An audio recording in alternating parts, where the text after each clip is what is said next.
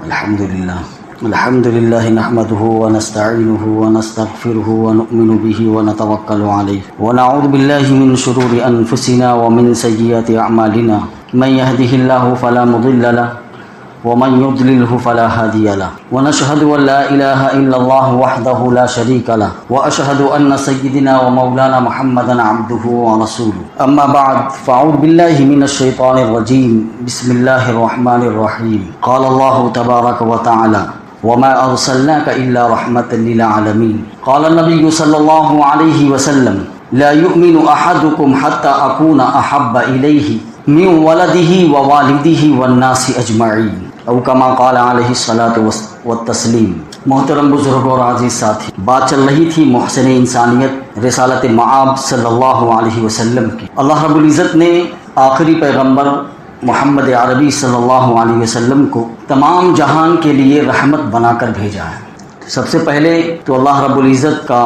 احسان اور اس کا شکریہ ادا کریں کہ اللہ رب العزت کا یہ فضل اور یہ کرم ہوا ہے کہ اللہ پاک نے ہمیں ایمان کی دولت سے نوازا ہے۔ ایمان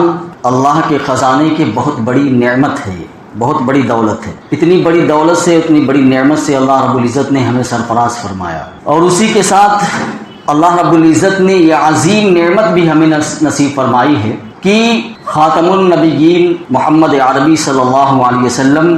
کی امت میں ہمیں پیدا فرمایا ہے۔ میں نے عرض کیا تھا کہ آپ صلی اللہ علیہ وسلم کی ذات گرامی اللہ رب العزت نے رحمت للعالمین بنایا ہے۔ آپ صلی اللہ علیہ وسلم کی ذات اقدس اور آپ صلی اللہ علیہ وسلم کی ذات گرامی جو ہے، یہ رحمت اور عافیت کا وہ میٹھا اور ٹھنڈا کہہ لیجیے کہ جھرنا ہے، یہ چشمہ ہے۔ آپ صلی اللہ علیہ وسلم کی زندگی میں اور آپ صلی اللہ علیہ وسلم کی حیات طیبہ عام لوگوں کے لیے بھی، جتنے بھی انسان ہیں دنیا میں، تمام لوگوں کے لیے رحمت اور عافیت کا وہ میٹھا چشمہ اور میٹھا جھرنا ہے اور ٹھنڈا پانی ہے جو جنم جنم کے پیاسوں کی پیاس کو بجھاتا ہے اور ان کی نسلوں تک کو سیراب کرتا ہے۔ یہ آپ صلی اللہ علیہ وسلم کی ذات گرامی ہے، اور آپ صلی اللہ علیہ وسلم کی تعلیمات نے دنیا کو سنوارنے اور نکھارنے میں ایسا اعلیٰ کردار ادا کیا ہے کہ اپنے تو اپنے بیگانے بھی، یعنی مسلمان کو چھوڑ کر غیر مسلم بھی آپ صلی اللہ علیہ وسلم کی عظمت کا اعتراف کیے بغیر نہیں رہ سکتے، اور انہوں نے آپ صلی اللہ علیہ وسلم کی عظمت کا اعتراف بھی کیا ہے، اور آپ صلی اللہ علیہ وسلم کی زندگی پر اور آپ کی حیات طیبہ پر کتابیں بھی لکھی ہیں، اور آپ صلی اللہ علیہ وسلم کی شان اقدس میں اشعار بھی کہے ہیں۔ دیکھیے، ایک شاعر، یہ نام ہے ان کا جو غیر مسلم ہے، کنور مہندر سنگھ بیدی، یہ غیر مسلم شاعر ہے، اور اس شاعر نے اللہ کے رسول صلی اللہ علیہ وسلم کی شان اقدس میں کتنا پیارا جملہ کہا ہے، یعنی آپ صلی اللہ علیہ وسلم کی عظمت کا اعتراف کر رہا ہے۔ وہ لکھتا ہے، عشق ہو جائے کسی سے کوئی چارہ تو نہیں۔ کون ہے یہ؟ کوئی مسلمان نہیں ہے، کنور مہندر سنگھ بیدی کا یہ شعر ہے۔ وہ لکھتا ہے کہ عشق ہو جائے کسی سے کوئی چارہ تو نہیں، صرف مسلم کا محمد پہ اجارہ تو نہیں۔ کیا خوبصورت شعر ہے، یعنی عشق ہو جائے کسی سے کوئی چارہ تو نہیں، صرف مسلم کا محمد پہ اجارہ تو نہیں۔ اب دنیا کی تمام اقوام آپ دیکھ لیجیے، جتنی بھی قومیں ہیں جو انصاف پسند ہیں اور غیر متعصب ہیں، تو انصاف پسند اور غیر متعصب اقوام اور مذاہب کے لوگوں نے پیارے نبی صلی اللہ علیہ وسلم کو اپنے اپنے انداز میں، بلکہ میں تو کہتا ہوں کہ بعضوں نے جو مسلمانوں سے بھی بڑھ کر نذرانہ عقیدت پیش کیا ہے، لیکن چند ازلی کہہ لیجیے بدبخت اور سیاہ باطن لوگ جو انسانیت کے محسن اعظم اور دنیا پر مجسم رحمت کے حضور گستاخی کے مرتکب ہو رہے ہیں، ان کے دلوں کا کوڑ ہے جو زندگی کے اندھیروں کو دور کرنے اور روشنی بکھیرنے والے چاند پر وہ تھوکنے کی جسارت کر رہے ہیں۔ بتائیے، آپ جو چاند پر تھوکے گا، آپ جانتے ہیں کہ اس کا تھوک کہاں جائے گا؟ چاند تک پہنچے گا؟ نہیں پہنچ سکتا ہے۔ ان کا تھوکا چاند تک پہنچے گا، یہ ان کا وہم و گمان ہے کہ ہم اگر چاند پر تھوکیں گے تو ہمارا تھوک چاند تک پہنچ جائے گا۔ چاند پر تھوکنے والے کا تھوک خود اس کے چہرے پر اس کے منہ پر گرتا ہے۔ آپ صلی اللہ علیہ وسلم کا کیا کہنا، وہ تو آمنہ کے لال ہیں، آمنہ کا لال اور مکہ کا در یتیم، وہ عظیم انسان ہے کہ تمام تر عظمتیں اور رفعتیں جس کے قدموں کی خاک پر قربان ہو جائیں۔ اور صرف یہی نہیں، جو اپنا ذکر جو ہے اللہ کے رسول کے ساتھ وابستہ کر لے تو اللہ رب العزت اس کو بھی خاص بندوں میں شامل کر دیتے ہیں۔ جو اپنا تعلق اللہ کے رسول سے جوڑ لے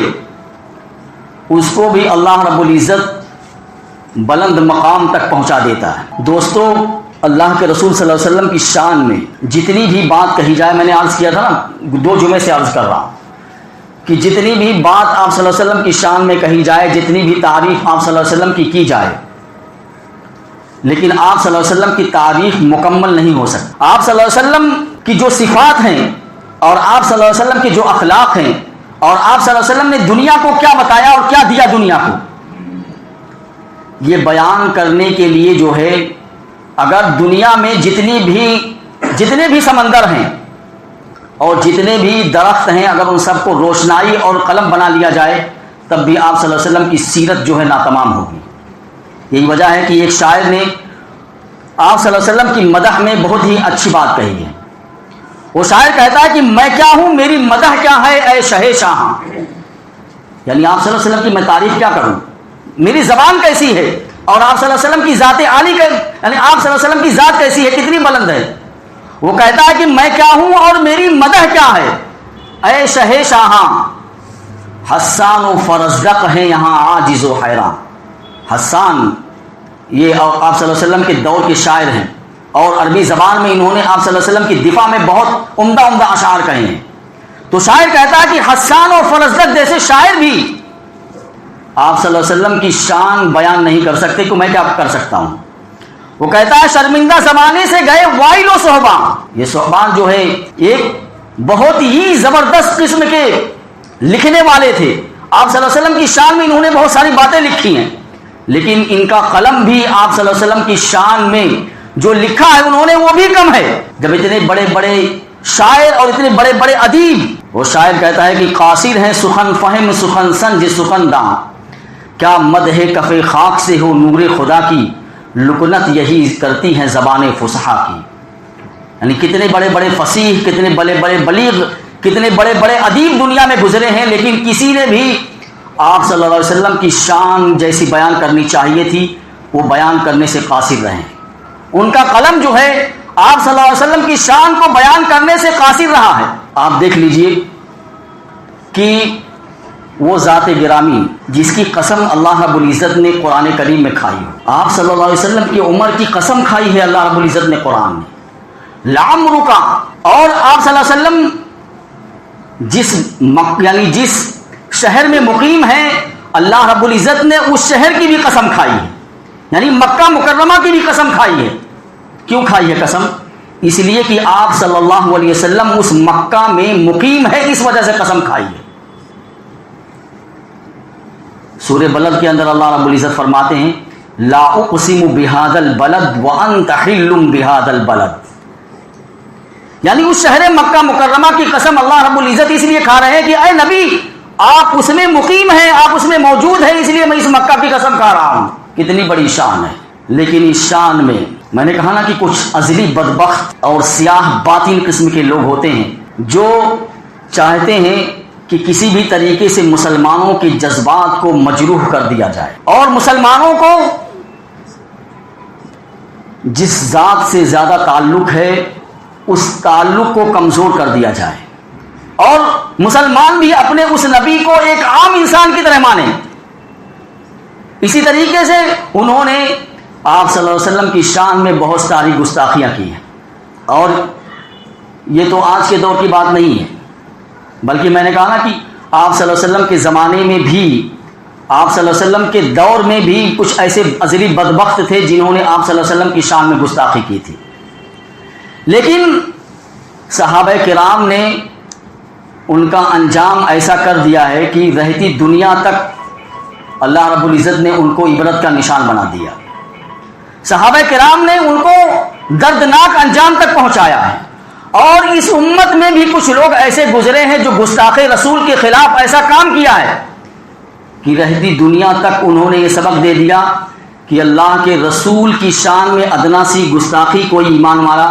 برداشت نہیں کر سکتا ہے۔ آپ جانتے ہیں کہ اللہ کے رسول صلی اللہ علیہ وسلم کی شان اقدس میں ابھی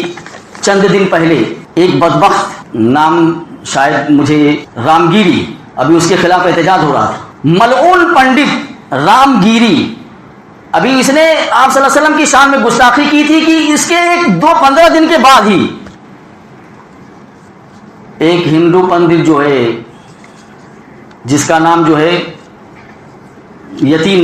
نرسمہانند شاید ہے، اس نے آپ صلی اللہ علیہ وسلم کی شان میں گستاخی کی ہے۔ بتائیے،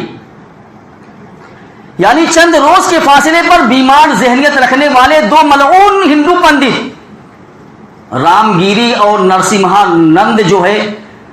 اس نے آپ صلی اللہ علیہ وسلم کی شان میں گستاخی کی جرات کی ہے، اور یہ گستاخی ایسی ہے جس سے مسلمانوں کے جذبات کو بالکل ٹھیس پہنچی ہے، اور مسلمان جو ہے اس عمل کی جتنی بھی مذمت کریں بالکل کم ہی ہے۔ ضرورت ہے کہ مسلمانوں کی طرف سے بڑے پیمانے پر اس کے خلاف جو ہے احتجاج ہونا چاہیے، اور صرف یہی نہیں بلکہ اپنا جمہوری حق استعمال کرتے ہوئے جو برسر اقتدار افراد ہیں ان تک یہ پیغام پہنچانا چاہیے کہ مسلمان اس چیز کو کبھی بھی اور کسی بھی حال میں برداشت نہیں کر سکتا ہے۔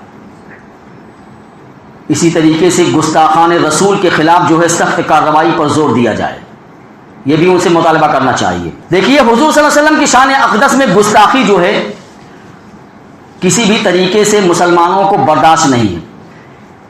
آپ صلی اللہ علیہ وسلم کی شان میں گستاخی سے جو ہے صرف مسلمانوں کا نہیں بلکہ پورے ملت اسلامیہ کا دل جو ہے دکھتا ہے، اور ملک کے مختلف حصوں کے مسلمان جو ہے اس پر غم و غصے کا اظہار بھی کر رہے ہیں، اور اس کے خلاف جو ہے احتجاج بھی درج کرا رہے ہیں۔ پہلا جو اہانت رسول کا معاملہ ہوا تھا اس میں FIR درج کرائی گئی تھی، اور لیکن FIR درج کرانے کے باوجود بھی جو گستاخان رسول ہیں، جو اللہ کے رسول صلی اللہ علیہ وسلم کی شان میں جنہوں نے گستاخی کی ہے،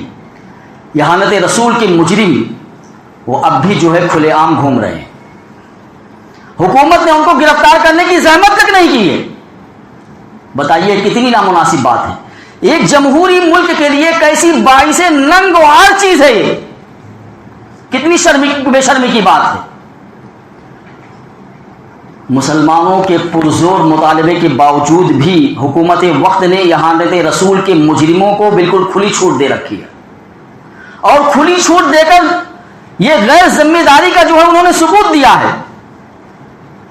اب بتائیے، جمہوری ملک کے لیے جانبداری برتنا یہ کیا ہے؟ کسی بھی جمہوری ملک میں اگر جانبداری برتی جائے گی تو اس سے عدل اور انصاف کا خون ہوگا۔ کہتے ہیں ہم نے اس کو پارٹی سے برخاست کر دیا ہے، وہ ہماری پارٹی میں نہیں رہا، یہ ہم نے اس کو سزا دی ہے۔ پارٹی سے برخاست کرنا، اس سے نہ تو جرم ہلکا ہو سکتا ہے، نہ اس سے ایسے جرائم پر کوئی روک لگ سکتی ہے۔ اس لیے اگر حکومت سے ہمارا صاف صاف یہی کہنا ہے کہ اہانت رسول کے مجرموں کو جو ہے جلد از جلد جو قانونی دفعات ہیں